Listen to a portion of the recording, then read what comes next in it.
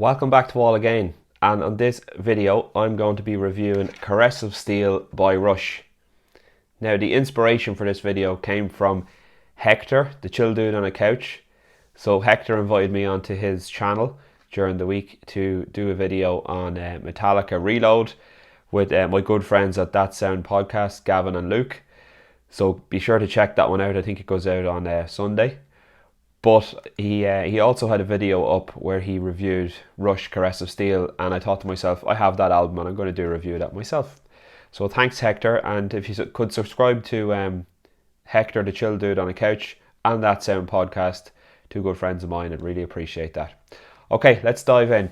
So Caress of Steel, released in 1975, third studio album by the band. It was their third album after Fly By Night, which was released earlier that year. So it was certified gold in the USA and Canada, got to number 60 in the Canadian album charts and number 148 in the US album charts. It's a progressive rock album released through Mercury Records, and it was produced by Terry Brown and Rush, and it was recorded at Toronto Sound in Canada. So production for this one is pretty good, to be honest. Band lineup for this is Geddy Lee on bass and vocals, Alex Lifeson on guitars, and Neil Peart on drums. So a little known fact about this album: when this album was released, it was considered a commercial and critical failure, and when the band were touring, they were getting very small attendances at their shows, so they decided to call the tour the Down the Tubes tour. So I thought that was interesting.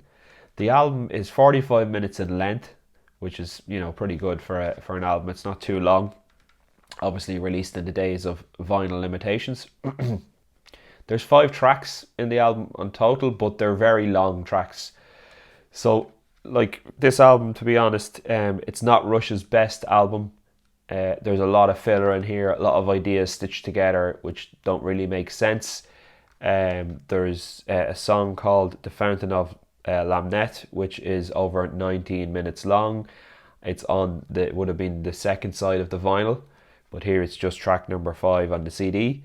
And to be honest, there's a lot of ideas stitched together. There's some good music in parts, but doesn't really make a whole lot of sense musically.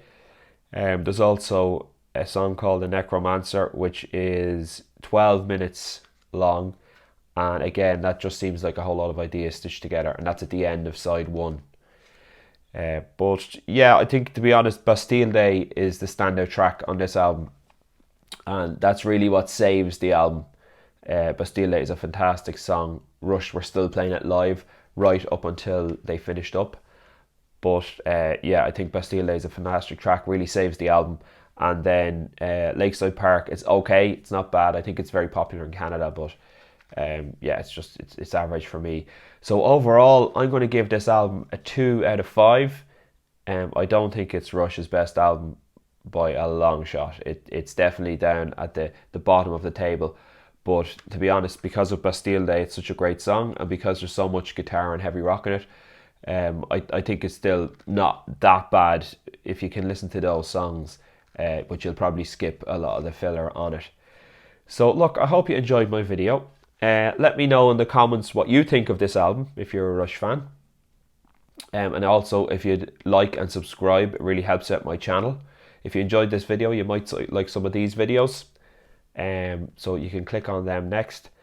And that's it for the moment. So bye for now, and I'll talk to you on the next one.